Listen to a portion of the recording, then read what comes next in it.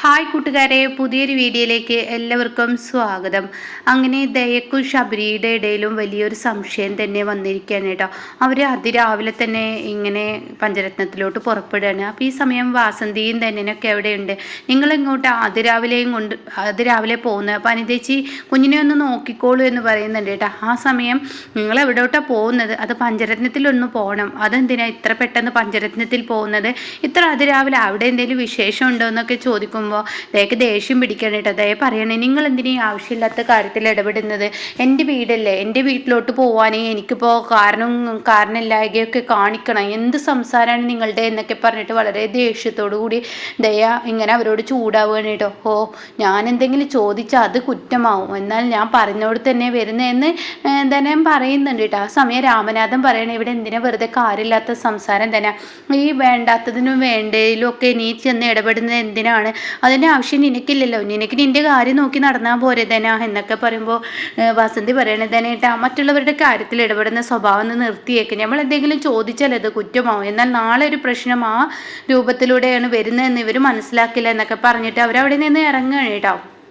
എന്നാൽ ഈ സമയം അമ്പിളിയും രഘുവും വീട് വിട്ടിറങ്ങാനുള്ള തീരുമാനം തന്നെയാണ്. മാഷാണെങ്കിൽ ഇവരെ ഊരാക്കുടുക്കി നിന്ന് രക്ഷിക്കുക എന്നുള്ളതാണ്. കാരണം ഇതിൽ വരാനിരിക്കുന്ന ആ ഒരു ദുരന്തം എന്തെന്ന് ഇവർ മനസ്സിലാക്കുന്നില്ല. ഇവരുടെ കണ്ണ് മൂടപ്പെട്ടിരിക്കുകയാണ്. ദൈവമായിട്ട് ഇവർക്ക് സ്വർണം കൊടുത്തിരിക്കുകയാണ്. പിന്നെ അതുമാത്രമല്ല, ഇവർ ഏത് സമയത്തും എന്ത് കട തുടങ്ങിയാൽ ഇവർക്ക് രക്ഷപ്പെടാനൊരു വഴിയില്ല. എന്തിന് എല്ലാവർക്കും പണം കൊടുക്കാൻ എല്ലാവർക്കും കഴിയും, എന്നാൽ രഘുവിനും അമ്പിളിക്കും പണം കൊടുക്കാൻ ആർക്കും കഴിയില്ല. സച്ചി ഇപ്പോൾ ഇന്ദ്രനെ സഹായിച്ചിരിക്കുന്നു, ദാസാണെങ്കിലും മുമ്പ് സഹായിച്ചിരിക്കുന്നു. അങ്ങനെ എന്താവശ്യം വരുമ്പോൾ ആർക്കെങ്കിലുമൊക്കെ പണം കൊടുക്കാൻ എല്ലാവർക്കും കഴിയും. എന്നാൽ രഘു അമ്പിളിയും ചെന്ന് ചോദിച്ചാൽ അത് കഴിയില്ല. അപ്പോൾ രഘു അങ്ങനെ മടുപ്പായത് കൊണ്ടാണ് കേട്ടോ. രഘു ഇപ്പോൾ അന്യൻ്റെ മുതൽ ഇങ്ങനെ ഇതാക്കിയത് ഞാൻ പല പ്രാവശ്യം അത് തിരികെ കൊടുക്കാൻ നോക്കിയിട്ടും തൻ്റെ കൈകളിലോട്ട് തന്നെ വന്നിട്ടുണ്ടെങ്കിൽ ദൈവം രക്ഷപ്പെടാനുള്ളൊരു വഴി തന്നു. അത് അമ്പിളി പറഞ്ഞത് സത്യമാണ് എന്ന് രഘുവിന് പോവുകയാണ് കേട്ടോ. കാരണം അത്രയും ദുരന്തങ്ങളും അനുഭവിച്ചത് കൊണ്ട് തന്നെ രഘുവിൻ്റെ മനസ്സ് അങ്ങനെ ആയി പോവുകയാണ്. അതുകൊണ്ടാണ് രഘു ഇതിനൊപ്പം നിൽക്കുന്നത് കേട്ടോ.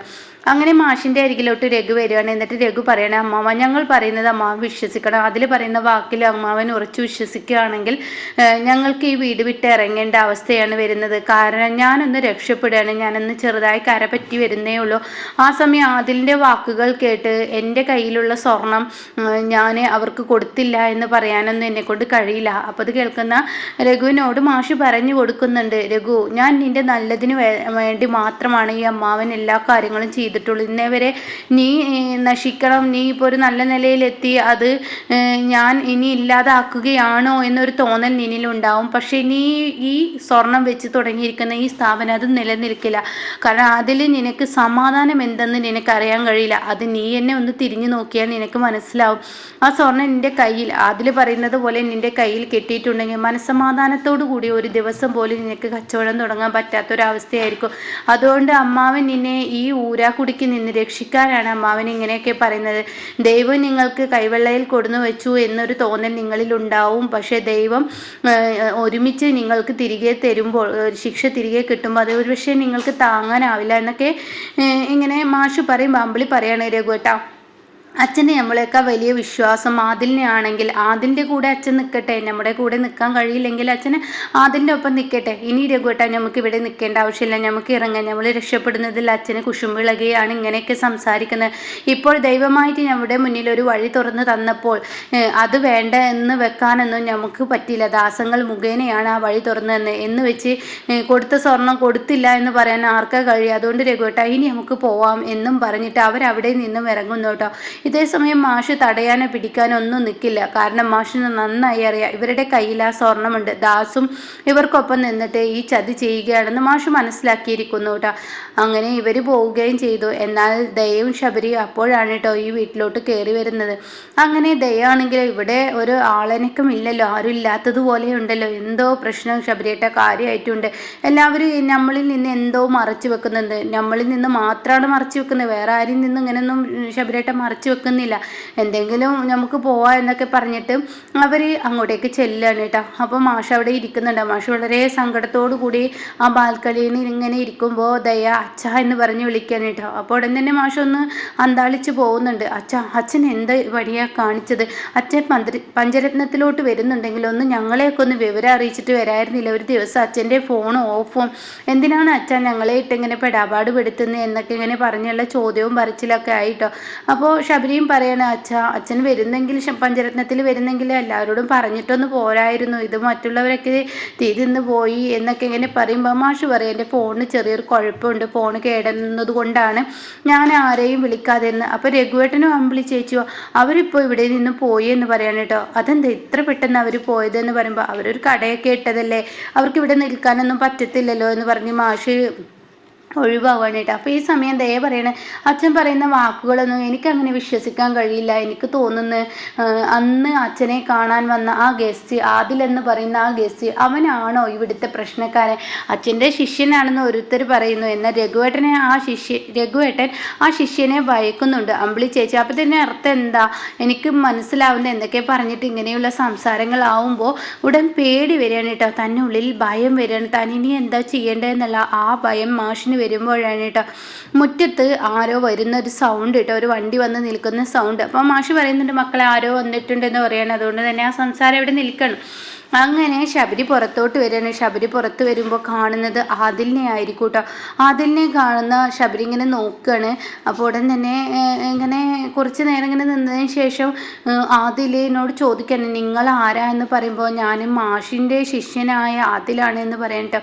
അപ്പോൾ ഉടനെ ആദിത്യനാണെന്ന് പറയുമ്പോൾ ഉടൻ തന്നെ അല്ല നിങ്ങൾ മാഷും തമ്മിൽ എന്താ എല്ലാം എനിക്ക് അനന്ത മാഷിനെ ഒന്ന് കാണേണ്ടിയിരിക്കുന്നു എന്ന് പറയാം കേട്ടോ. അങ്ങനെ ഉടൻ തന്നെ ഞാൻ ഇവിടെ ഉണ്ട് മാഷിനെ വിളിക്കാമെന്ന് പറഞ്ഞിട്ട് മാഷിനോട് ചെന്ന് കാര്യങ്ങൾ പറയണേ. അച്ഛൻ്റെ ശിഷ്യനായ ആദിത്യൻ എന്ന് പറയുന്നവൻ വീണ്ടും വന്നിരിക്കുന്നു എന്ന് പറയുന്നത് കേട്ടോ. അത് കേൾക്കുന്ന ദയയുടെ ഉള്ളിൽ പെട്ടെന്നൊരു പൊട്ടിത്തെറി വരികയാണ്. കാരണം പെട്ടെന്ന് മണത്തെടുക്കാനുള്ള സുശീലയെ പോലെയുള്ള ഒരു കഴിവ് ദയക്കും ഉണ്ടല്ലോ. അങ്ങനെ ദയ ശബരിയേട്ട എവിടെ അവർ എന്ന് പറയുന്നുണ്ട്. അപ്പോഴേക്കും മാഷ് പുറത്തിറങ്ങാണ്. മാഷ് ആദിത്യനോട് എന്തൊക്കെയോ നിന്ന് സംസാരിക്കുന്നത്. ഈ സമയം ദയ പറയണേ ഞാൻ ഇയാളെ എവിടെ വെച്ചൊരു കണ്ടൊരു മുഖമുണ്ടല്ലോ. ശബരിയേട്ട ഒന്ന് ആലോചിച്ച് നോക്ക്, ഇയാളെ എവിടെ വെച്ച് കണ്ടിട്ടുണ്ട്? ഇത് അച്ഛൻ്റെ ശിഷ്യനൊന്നല്ല, ഇത് രഘുവേട്ടൻ ഭയക്കുന്നത് പോലെ എന്നൊക്കെ ഇപ്പോൾ കുറച്ച് നേരം ഇങ്ങനെ നിന്നിട്ട് പിന്നീട് പറയാണ് രഘുവേട്ട എനിക്ക് തോന്നുന്നത് ഇത് ആ കള്ളക്കടത്തുകാരൻ ആദിലില്ലേ അവനാണെന്നാ തോന്നുന്നതെന്ന് പറയണ്ട. ഇത് കേട്ട ഉടനെ ശബരി ആ ചിത്രം ഇങ്ങനെ മനസ്സിൽ കടന്നു പോവാണ്. പേപ്പറിൽ കണ്ട ആ ഒരു ഫോട്ടോ കേട്ടോ. അപ്പോൾ ശബരിയും പറയുന്നത് ശരിയാണല്ലോ, ഇത് അവൻ തന്നെയാണല്ലോ എന്ന് പറയുന്നുണ്ട് കേട്ടോ. അപ്പോൾ ഉടൻ തന്നെ ഇതാണ് സംഭവിച്ചിരിക്കുന്നത്. രഘുവേട്ടൻ്റെ കയ്യിൽ ആ സ്വർണ്ണമുണ്ട്. ആ സ്വർണം കൊണ്ട് രഘുവേട്ടൻ ബിസിനസ് തുടങ്ങിയിരിക്കുകയാണ്. അങ്ങനെയൊന്നും ഉണ്ടാവില്ല ദയേ, നീ വെറുതെ ആവശ്യമില്ലാത്ത പ്രശ്നങ്ങൾ ഈ വീട്ടിൽ ഉണ്ടാക്കാതെ. എല്ലാം രഘുവേട്ടൻ്റെ കയ്യിൽ ആ സ്വർണ്ണമുണ്ട്. ആ സ്വർണം കൊണ്ടാണ് രഘുവേട്ടൻ ഈ ബിസിനസ് തുടങ്ങിയിരിക്കുന്നത്. അപ്പോൾ ദാസങ്ങൾ പണം കൊടുത്തു എന്ന് പറയുന്നതൊക്കെ അതൊരു പക്ഷേ ദാസങ്ങളും കൂടെ നിന്നിട്ടാണാവോ ഇത് ചെയ്തിട്ടുണ്ടാവുക. അതുകൊണ്ടായിരിക്കും അച്ഛനെ കാണാതായതും. എനിക്കെന്തോ അങ്ങനെയൊക്കെ തോന്നുന്നതേ. ആവശ്യമില്ലാത്ത കാര്യങ്ങൾ വെറുതെ ഇങ്ങനെ ചികഞ്ഞ് വെറുതെ പ്രശ്നങ്ങൾ ഉണ്ടാക്കേണ്ട എന്ന് പറയുമ്പോൾ ഉടൻ തന്നെ ദയ പറയണം ഞാൻ ഇതിൻ്റെ സത്യാവസ്ഥ കണ്ടെത്തുമെന്ന് പറയാം കേട്ടോ.